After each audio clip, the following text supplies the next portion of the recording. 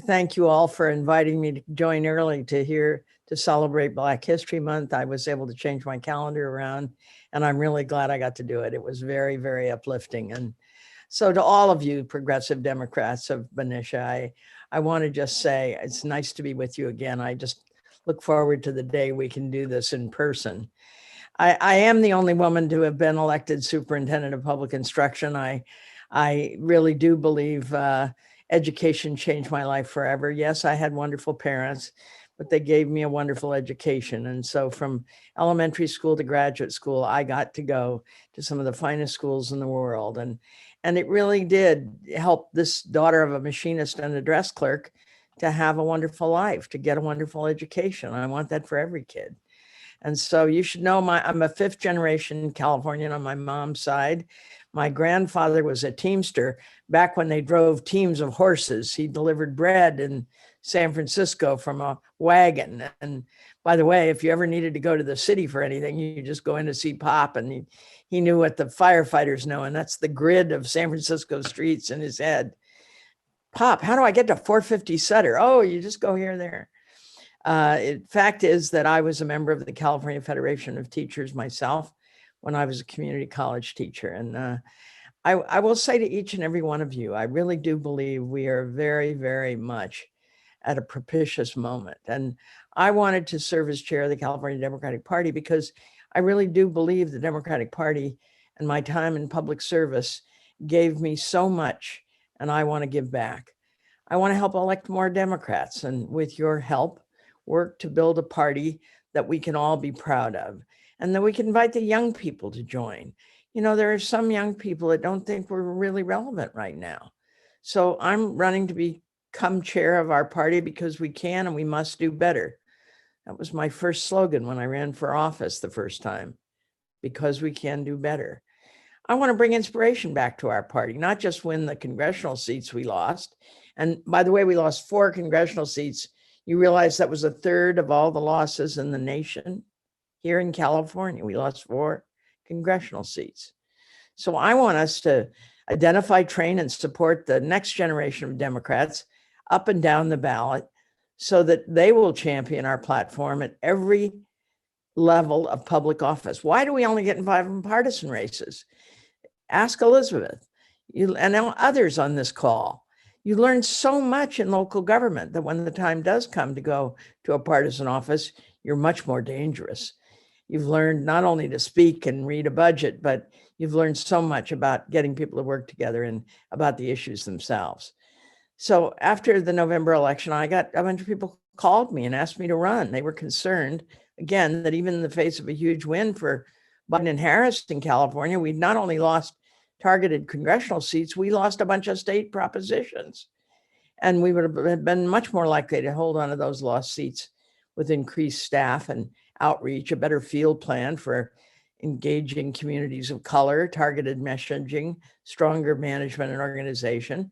We need to provide more and better resources up and down the ticket.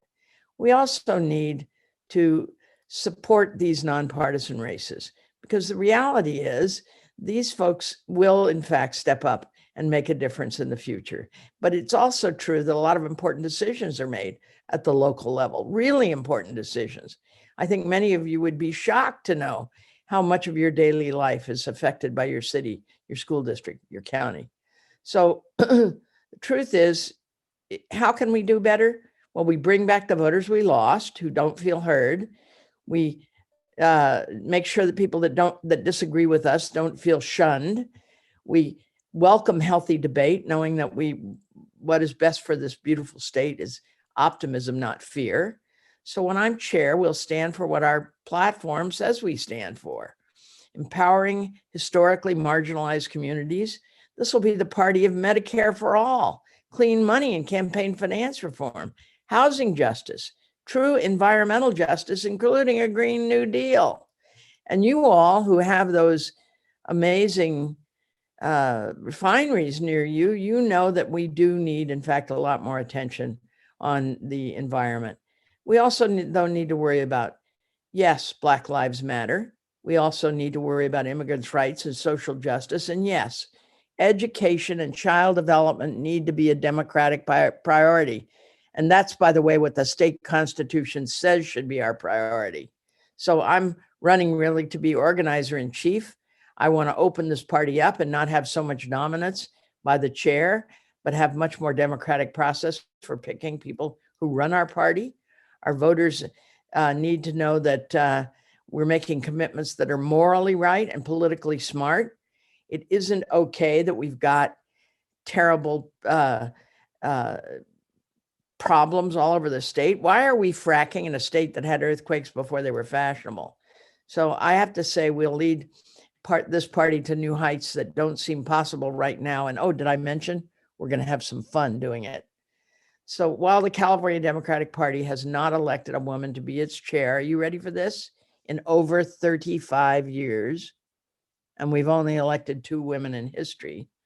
The fact is the Republicans figured out how to elect a woman chair in 2019, and we need to have somebody who's going to spend the time to work for all corners of California. Yes, public education. Yes, economic and social equality. Yes, securing a seat at the table for those who too often are shut out by the backroom insiders. And when I'm chair, there will be no more back room. We're going to have transparency and accountability. The current chair said he wouldn't take money from the fossil fuel industry if the party voted not to take money from the fossil fuel industry. And then he turned around and did it anyway. The party I lead will reflect these democratic values I've been speaking about, not just by putting them in the platform, but by standing for them and raising money to fund our work in different ways, from environmentalists instead of from big fossil fuel industry companies. So I commit to building a party where courage is fashionable, where vision is palpable, and compassion and caring are the norm. I thank you again for asking me. I'm really glad I got to be here tonight. And I got to hear what went before me because it was very inspiring. Thank you.